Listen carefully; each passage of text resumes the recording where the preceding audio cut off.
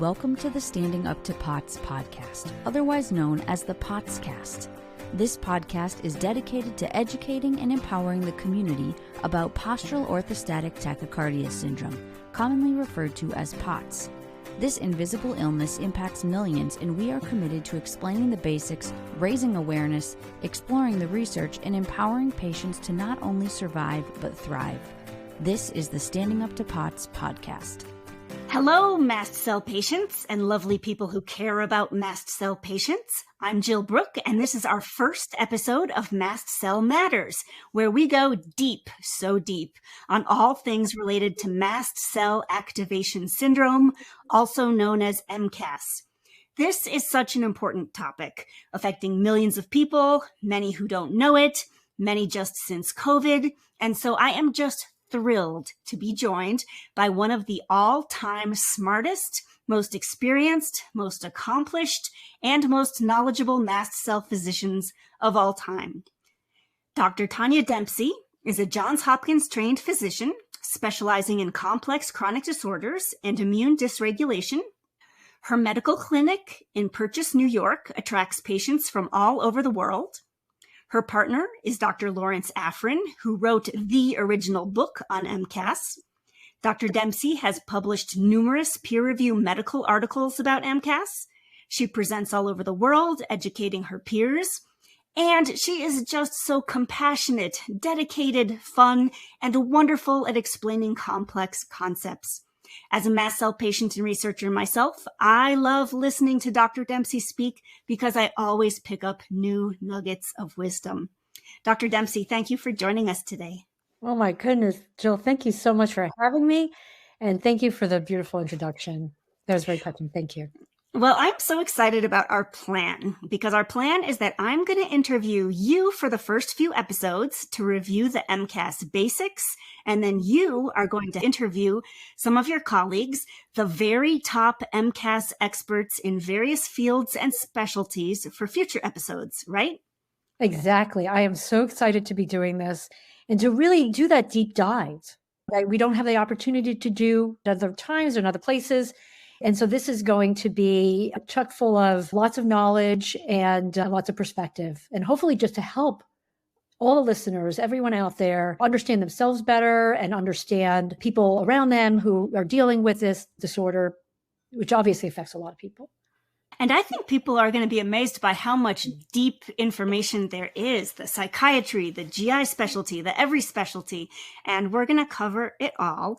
But since you will be our guide for much of this MCAS exploration, what else should listeners know about you? Like, for example, how did you come to be an expert on MCAS? Did your teachers at Cornell or Johns Hopkins teach you about it? No, unfortunately. I don't think I ever learned about mast cells in medical school, other than maybe it was probably a 30-second comment about white blood cells, and probably mast cells were mentioned, but I had really no idea how important these cells are to our immune system and how important they are when they work normally and how important they are when they work abnormally, and the obvious manifestations that can occur when they are dysfunctional. So the point is, I didn't learn about it in medical school. I certainly didn't learn about it in training, but because of the type of person I am and physician I am, I'm always questioning. I'm always thinking. Every case is important to me, and I will scour the literature. I will think about the case. I will talk to colleagues because I'm always looking at every patient in this very holistic way. Holistic, using the word WHOLE, right? The whole body, looking at them from that whole perspective. I've always done that. And when you do that and you keep your eyes open, inevitably you're going to start to discover things that maybe other people haven't been thinking about. And so I had a patient back in 2014. She started having numerous issues that were new for her in some ways, and some ways a repeat of what she might have had before. And I couldn't wrap my head around it. There was something we were missing. She wasn't getting better. And I remember reading something online about mast cells and their role in the immune system. And it was like the light bulb went off. And I said, wait a second. I remember having the appointment with her where I brought this concept up. And I said, this is just starting to be talked about. It doesn't sound like there's a lot of people who really understand this, but I wonder if you have this condition called mast cell activation syndrome. And so she went home and she did a little research on her own. And she had a family member who actually had some kind of connection to Dr. Lawrence Afrin.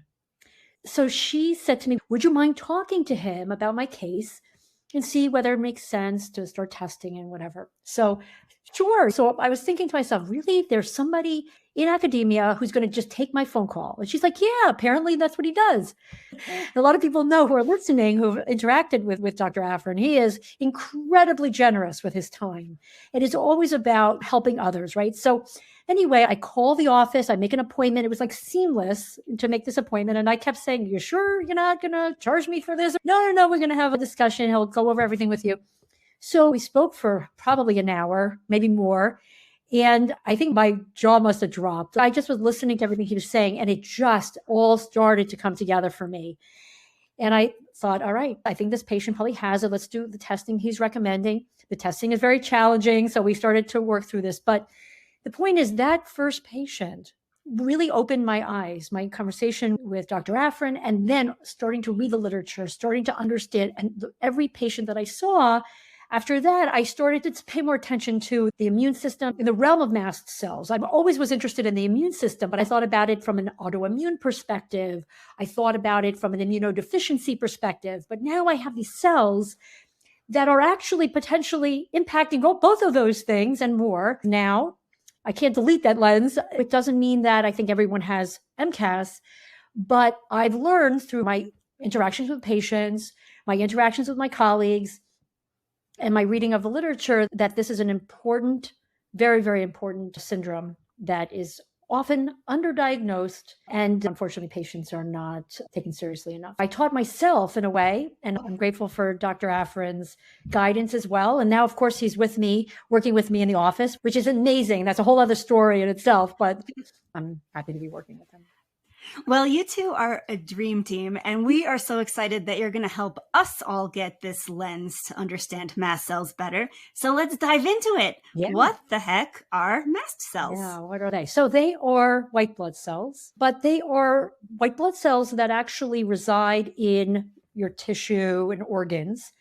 You have white blood cells that live in the bloodstream. There are certain white blood cells that are in the bloodstream, ready to fight infection, to help us in various ways, but mast cells are not in the bloodstream. They're in the tissue, and they're in tissue in the body that is in direct contact with our environment, because mast cells are really our soldiers, our first line of defense against the world around us, whether it's infection or toxins or anything that could potentially be dangerous to us. The mast cells are positioned in these areas of the body so that they can react when there's something awry. They are in the respiratory tract. You breathe in the air from the environment. So they're in that area, of course, all the way down the respiratory tract into the lungs.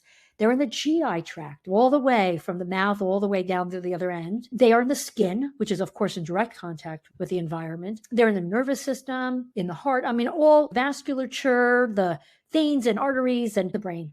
Honestly, they're everywhere, right? So you can imagine how important then they are to both normal, like functioning of the body, and then abnormal functioning.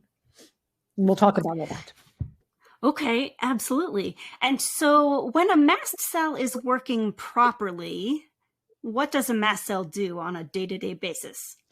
They have a lot of different functions. We know that they're involved in what we'll call growth and development. We know that they produce various growth factors, and we'll talk a little bit of how they react. But mast cells, to defend us from the environment, they make a lot of chemicals. We call them mediators. And some of these mediators are important for prevention of osteoporosis. They're important for growth and development during various stages in a person's life. They're important for, let's say, a woman who's pregnant, and they have an important role in the uterus and in the placenta.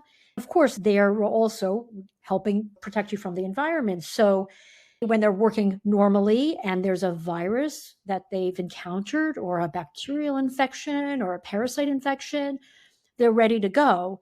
And there are a couple of different ways they react, but one of the ways they react is they see the foreign object that's bad, they explode. We call it degranulate. They release these granules of chemicals that are inflammatory. And so they're attempting to kill what they've come in contact with. And some of that is good. And when they do that, they also talk to other cells in the immune system and they recruit them. They say, all right, hey, come on here. I need you to help me fight off this bacterial infection or viral infection or whatever. So mast cells are important. They need to interact with other cells. We need that. So sometimes what seems to be good may not be good all the time. And so sometimes these chemicals that get released are so inflammatory that if they're being released in our organs, in our tissue, in our skin, wherever it is, those chemicals then can actually damage or cause inflammation in our body.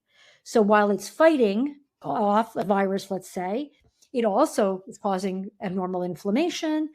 And maybe that leads to asthma, difficulty breathing, or maybe it leads to stomach pain or stomach inflammation, diarrhea, constipation. We'll go through the list of symptoms, but the point being is that there's like a fine line where there's normal mast cell function, and then what can happen if there's abnormal mast cell function.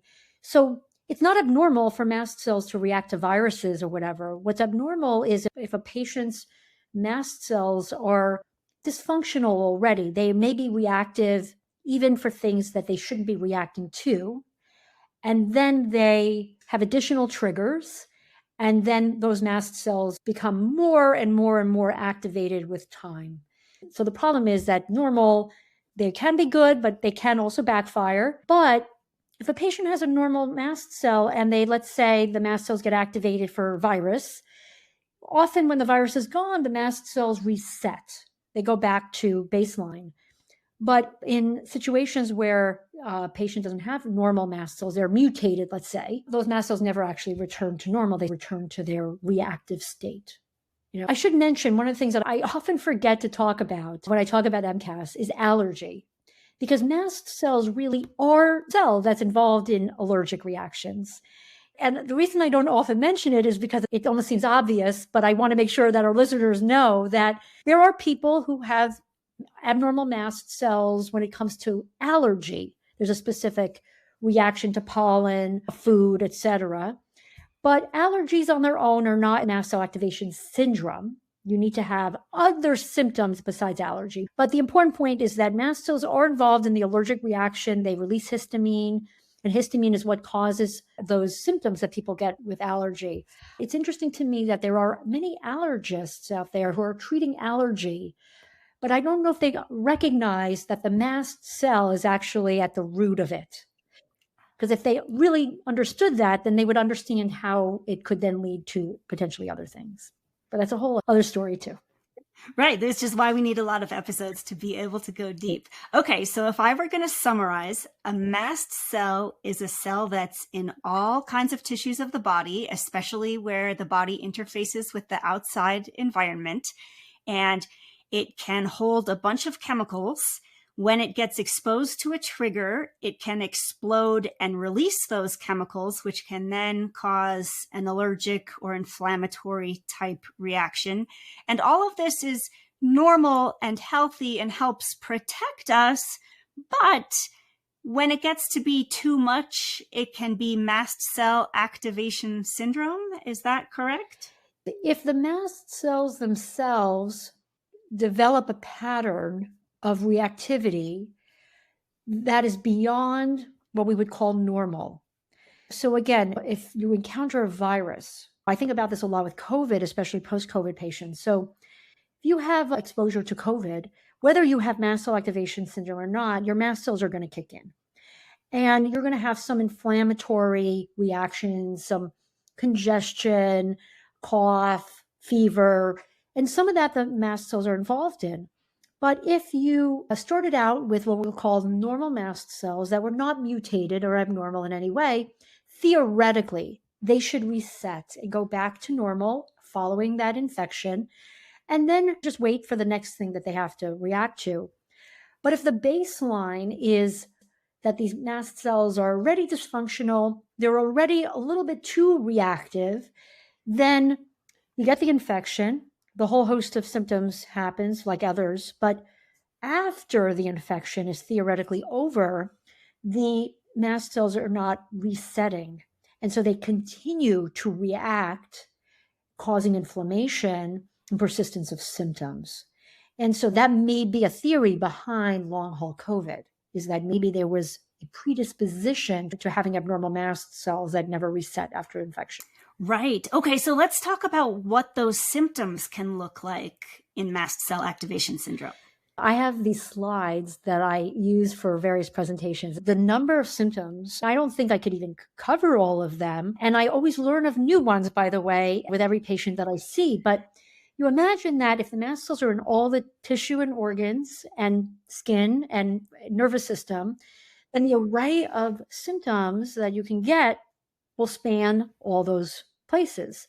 So I think of like starting at the top, headaches and migraines definitely can be associated. Anxiety, depression, OCD, mood disorders, vision changes and double vision, ringing in the ears, swallowing issues or reflux, different GI issues, constipation and diarrhea and vomiting, nausea, certainly can all be associated. Rashes and hives and various skin manifestations possible. Eczema may be related as well, and maybe psoriasis and things like that. And neuropathies and so other neurologic issues. Pain is a very, very important symptom, and pain could really manifest anywhere depending on where those mast cells are particularly reactive and activated. So I've seen bone pain, muscle pain, joint pain, musculoskeletal pain. It could be neck and back and things like that. Mast cells are certainly in the connective tissue. So we sometimes will see issues with connective tissue problems like stretchiness or hypermobility, may be related to EDS. We often autonomic dysfunction as a consequence of mast cell activation syndrome. So POTS can definitely be a symptom. So that would be abnormal heart rate, with change. It may affect blood pressure, may not affect blood pressure, but there's a problem in that part of the nervous system that should be what we'll call automatic, but is not working properly. And so that can affect not only blood pressure, heart rate, and things like that, but could also affect digestion. So we sometimes see gastroparesis, so slowing of the digestion, and other neurologic effects. Gynecologic issues, very, very common in women, could be abnormal bleeding or heavy bleeding, can affect fertility. It could affect weight. So there are lots of things involved. Endometriosis may be a symptom of mast cell, or at least mast cells may be involved in part of that, if not the whole thing. And then in men, inflammation of the prostate, because the prostate and the uterus, actually in women, they're equivalent organs, basically. They come from the same embryological root. So if women can have inflammation in their uterus or problems in their uterus, well, men can get them in their prostate. And so certainly things like prostate issues and bladder issues, interstitial cystitis. I'm probably forgetting something, but there's a lot, obviously. And I'm sure it's the type of thing that when people are listening, they might say, well, I never thought of that. I have headaches for years and I've been treated with migraines, but I also have joint pain. I never realized that they could be connected. And the point of this and teaching everybody is that there is this connection, and sometimes fixing one part may actually help everything else. Right. And I think that's what's so important about understanding mast cells for certain types of patients who just have so many different problems at once that people have a hard time even believing them, but they might all have this common root cause. And we'll get to it later, but you actually have solutions for this. And so you can actually help many symptoms at once sometimes by treating the mast cells, right? Correct. In medicine, Band-Aids are important. Go back to migraines, for instance. And there are lots of migraine medications out there that neurologists will use or primary care doctors will use. And yeah, they certainly can be helpful, but they're not getting to the root cause, right? They're sort of like dampening down maybe the reaction. Maybe they are alleviating pain, but they're not fixing the problem. The problem is probably rooted, at least partially, if not fully, in dysfunction of the mast cell, and the mast cells in that nervous system and in the vasculature, releasing these chemicals, and then downstream causing this headache, migraine, or whatever. What I have found is that by focusing on the root, so if the mast cells are the driver of that symptom, and you focus on the root, and sure, you might still need those migraine medications and there may be some utility to them. Maybe they're also helping mast cells inadvertently, but getting to the mast cell at the root could help not just that symptom, but might even help how the mast cells in other parts of the body that are also being affected. Well, and some of my most favorite things that I listen to you and some of the other mast cell experts talk about is when you say that you have a patient who, for example, maybe has had rashes and IBS and maybe even psychiatric symptoms for years, and they were trying different Band-Aids that maybe worked a little or not, but at some point you're able to figure out that it is mast cells at the root. And sometimes some relatively simple, cheap, safe treatments can help all of those things and be life-changing. And it's really amazing. It is amazing. I tell you, every day I'm amazed at how this can come together for some patients, right? With sometimes simple treatment. Of course, there are patients who are severely debilitated by this syndrome. And obviously, it takes a lot more to get control. And there may be other things involved. But yes, it's definitely worth looking at because sometimes it will be a simple solution. And if it's not a simple solution, we'll find the solution. It might just take a little longer. That's just amazing. So back to another basic. You had mentioned some triggers that can set off mast cells and make them degranulate or explode and release all of their inflammatory chemical mediators. Can you talk more about some of the typical triggers that can do it?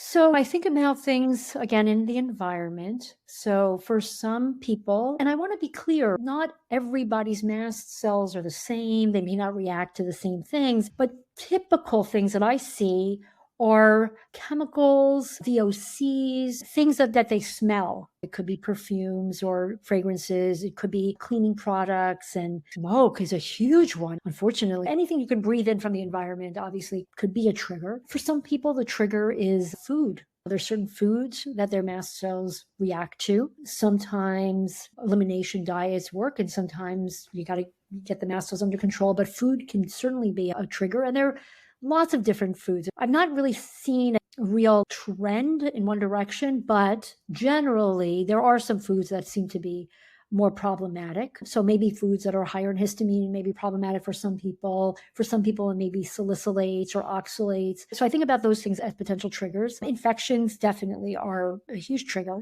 for mast cells because that's really like their job. And evolutionarily, really, that's what they're made for. But beyond that, mold, which is in the environment, or fungal infections internally, mycotoxins and any kind of toxin really will set off mast cells. Stress is a big factor.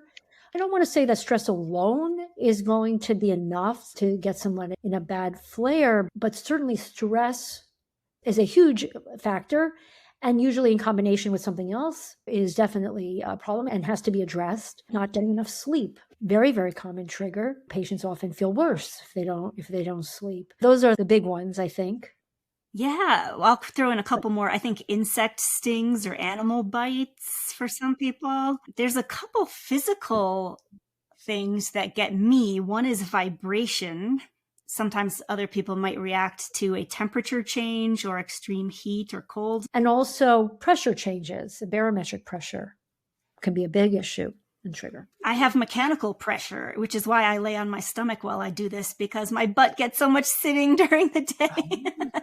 That I try to take the pressure off when I can. One that I know that you and Dr. Afrin also have spoken quite a bit about is sometimes excipients that can be in drugs or supplements. Basically, every drug on the market, every supplement on the market, for the most part, has to have something mixed in it for various purposes. So for things that are made into capsule formulations, the drug might be very small. So to fill the capsule, they will use a filler of some kind to fluff it up to make it fit into the capsule.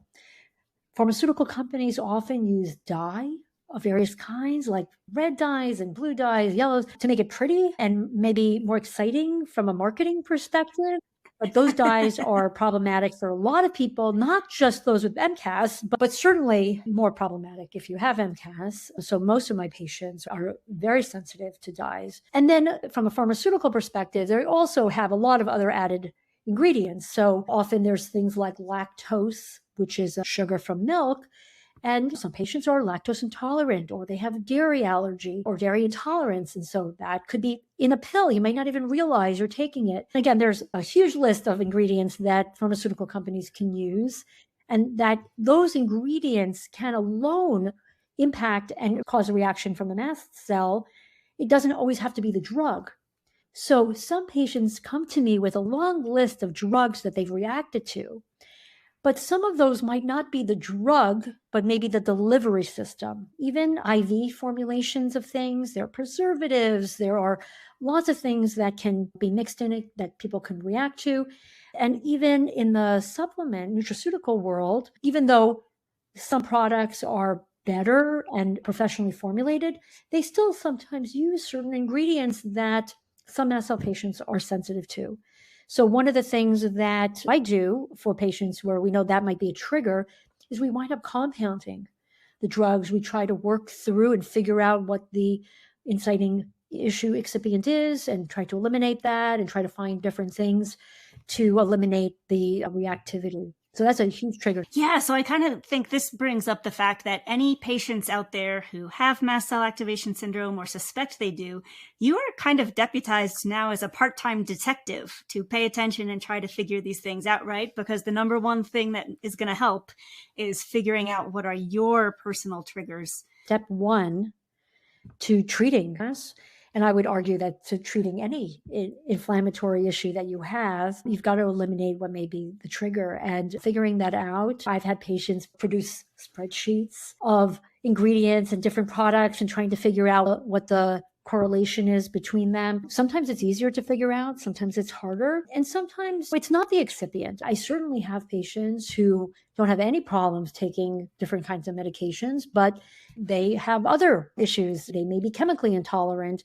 They may be reacting to something else. So trying to figure out what it is about you is really key.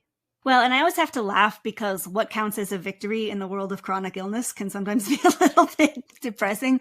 But I always tell people in the nutrition world, you're actually pretty lucky if you react quickly, because then it makes it much easier to figure out what your trigger is, because we should probably mention that sometimes mast cells are not instant, right? Yeah, they definitely release mediators on a different timeline. So some mediators are nanoseconds. They're just so fast, and that's going to produce a certain reaction. But some of the mediators have to be produced and packaged. Some of them are already produced ahead of time.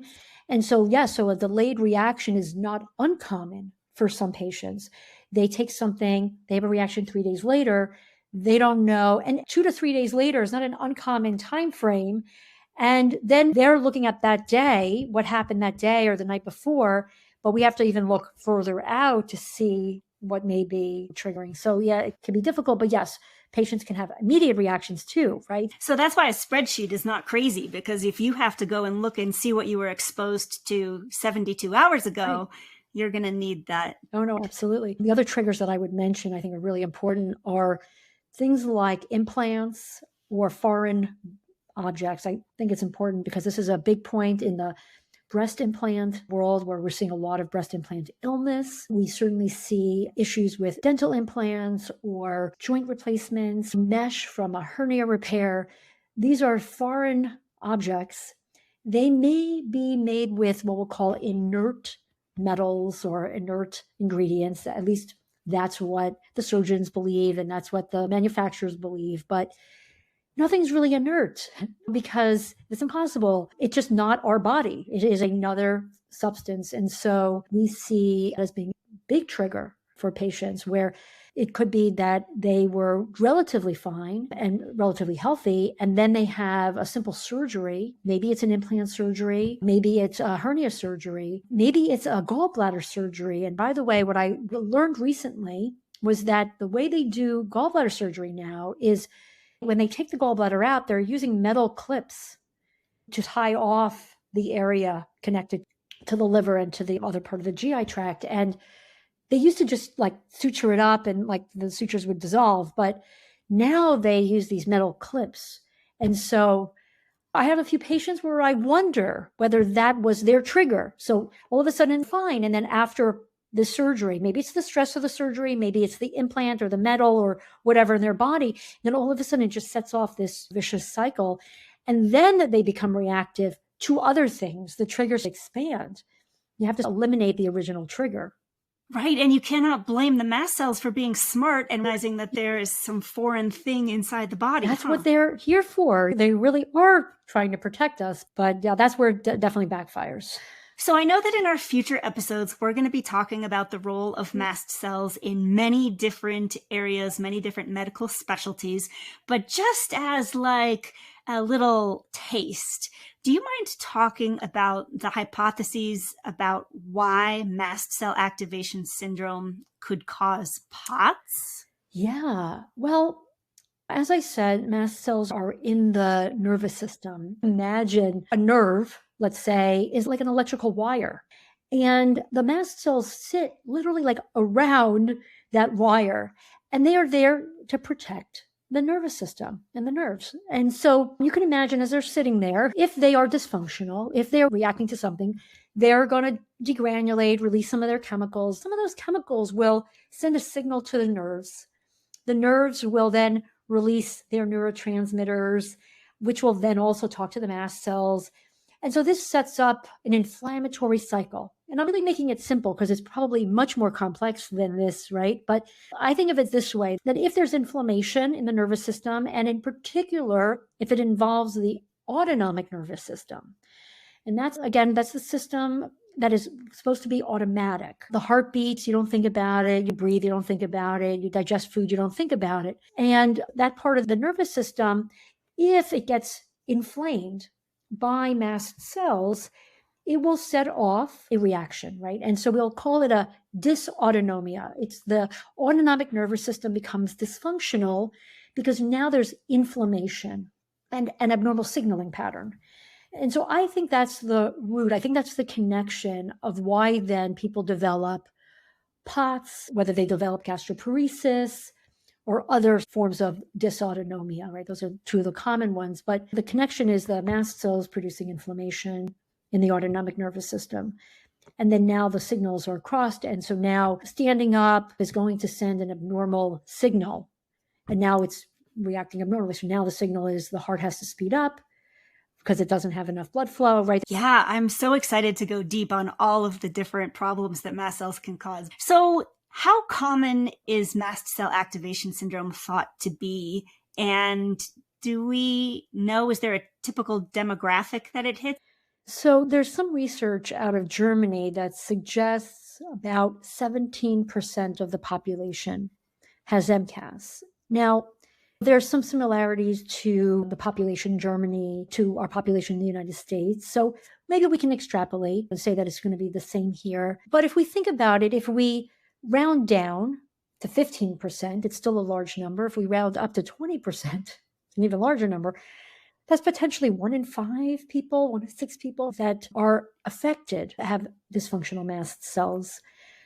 I think it is going to increase in numbers, and there are a lot of reasons for that, which we will spend time talking about. But right now, it's a pretty large number, but there's a huge spectrum of manifestations. So there are lots of people walking around on this earth who probably have MCAS, but it doesn't affect them in a way that is really disruptive to their life. Maybe they have allergic-like symptoms. Maybe they saw an allergist. They were told they're not allergic to anything, but they know they have these allergic symptoms. But maybe they pop a Claritin or Zyrtec or something, and they go on with their life. Maybe they also have reflux, and they see the GI doctor, and they put them on some H2 blockers or PPI. So I feel like there's a lot of people out there who have these very non-specific symptoms or non-severe symptoms that they learn to deal with. And then at the other end of the spectrum are people who are really severely affected. So you can imagine that that's a wide range of what you can see in that, let's say, 20%. But demographically, I mean, certainly women probably are more affected by it than men, although I absolutely have many male patients. So it's maybe slightly disproportionate to women, but still men can get it as well. And I would say that it's not uncommon to see this appear during certain parts of a patient's life cycle. So when there are hormonal shifts in particular, so puberty in both boys and girls is a very common time for mast cell activation, and we can go through the reasoning behind that. Certainly in women around the childbearing ages or pregnancy, menopause, another important time when they may be more likely to be reactive, symptomatic. Great. So I guess one last question. The nature of mast cell activation syndrome. Is it correct that in some people that it, unfortunately, if not controlled or treated, tends to escalate over time? Can you talk about what MCAS might do over time? I'm an optimist, so I have a slightly different take on this. Theoretically, over time, mast cells can get worse. Let's just look at women, that when they have these particular episodes in their life where there are hormonal shifts that escalates mast cell activation, it might set them up at a higher baseline of function. So maybe they, with each trigger, whether it's hormonal or other things that we talked about, maybe every time these mast cells get activated, they establish a new baseline of where they come down to. Maybe they never come back down to zero. So over time, it can theoretically escalate. And so it's not uncommon for us to see patients who had some symptoms when they were younger, maybe went through periods of time when they were a little better, but then over time, their episodes seem to get longer and more severe as they get older, right? So that to me is theoretical and does make sense on a scientific level. But I'd like to be positive about it and say that I can tell you from anecdotal experience that there are a lot of patients who have had episodes in their life that are consistent with MCAS, but they don't necessarily escalate over time.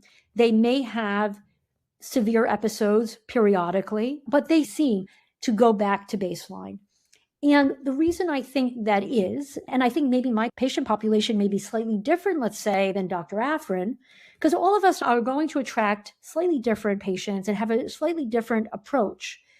So I'm also diagnosing, let's say, whether they have MCAS or not. I'm treating their MCAS. I'm working on eliminating triggers with them. But I'm also looking at the body as a whole, right? And that's that holistic approach. So maybe they're vitamin D deficient. Maybe they're B12 deficient. Maybe they have some other issue. Maybe they have mitochondrial dysfunction. Maybe they have a chronic infection. So the point being that I feel like while MCAS is certainly a root, there's no question about it, there could be other roots that are right next to it, underneath it or above it. And so those other roots have to be addressed as well. And I can see from my experience with patients that when I address all those things, maybe we're preventing the escalation with time. And so I think that's the positive spin, that it doesn't have to be that way, but it is a lot of work to unpeel the onion to get everything back in balance. Well, I love it. And that's why I'm so excited that we have you here with us, because you have gone to the ends of the earth to look for every little nugget that can make a difference. And some of them are big, and I think some of them are small, but you are so full of practical ways to make this better. So tell us, what are some topics that are on the docket? Well, we're definitely going to have an episode on POTS and dysautonomia, right? There's no question that we have to do that, right? And I think that that's a topic that just keeps growing, and our understanding keeps changing on some levels. So there's always stuff to talk about.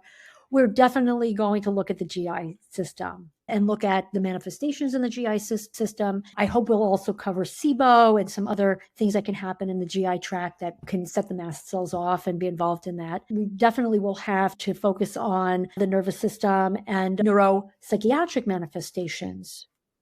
That's such an important, really underdiagnosed and not well understood process that so many patients deal with. And there are lots of solutions that traditional doctors who are not thinking about this are not looking at or doing. So we'll definitely have a psychiatrist talk about that. I think the other neurologic stuff, we'll have a neurologist talk about small fiber neuropathy and some of the other neurologic neuropathies that we see with MCAS. I'd love to have a gynecologist or a women's health expert on to talk about the relevant gynecologic manifestations of MCAS. There's going to be lots of stuff. I hope I'm not missing anything. I'm sure we're missing a lot. There's so much. And I know that you with your colleagues have constant conversations going on about new ways to help, new findings, what the research is saying, alternative therapies that may be of benefit. Yeah, we have an amazing group of practitioners of various specialties. And there's always something new that someone is looking at or looking at it a certain way that then helps us. So we share information, we collaborate, and I hope to get a lot of these people on here to provide their perspective. So it's going to be really, really exciting. I mean, this is stuff that, I get excited about because I have access to this information, but I want everyone out there to have the same access to these people and to this information. It's going to be amazing. Yes, and I'm always reminded about how the latest research is years ahead of the normal average clinical practice. And so getting this information out to people now, I feel like is going to save people a lot of years waiting around for these answers to kind of get out by the normal means. So our next episode is going to cover the basics of diagnosing and treating MCAS. And I guess my final thought is just for people to have optimism, as you said, because you do have so many ways to improve life for people with mast cell activation syndrome. So I'm almost sad we have to wait till the next episode. There is so much hope, Jill. I'm with you. And I think that that's why programs like this, getting the word out, there's so many other practitioners now who are working to get the word out in various summits and conferences. And I think the more educated patients are, the better our medical system is going to be. I'm encouraged by that. Unfortunately, it's going to take the patients to fight for their rights and their acknowledgement. Excellent. Dr. Dempsey, thank you so much for this information. We are so excited to learn more from you. And we are very, very grateful that you are making time to do this for all of us. Thank you. It's my pleasure. Hey, listeners, that's all for today, but we'll be back again next week with a normal episode of the POTScast, and we'll be back next month for another episode of Mast Cell Matters. Until then, thank you for listening. May your mast cells be good to you, and please join us again soon. As a reminder, anything you hear on this podcast is not medical advice. Consult your healthcare team about what's right for you. This show is a production of Standing Up to POTS, which is a 501c3 nonprofit organization. You can send us feedback or make a tax-deductible donation at www.standinguptopots.org. You can also engage with us on social media at the handle Standing Up to POTS. If you like what you heard today, please consider subscribing to our podcast and sharing it with your friends and family. You can find us wherever you get your podcasts or at www.thepotscast.com. Thanks for listening.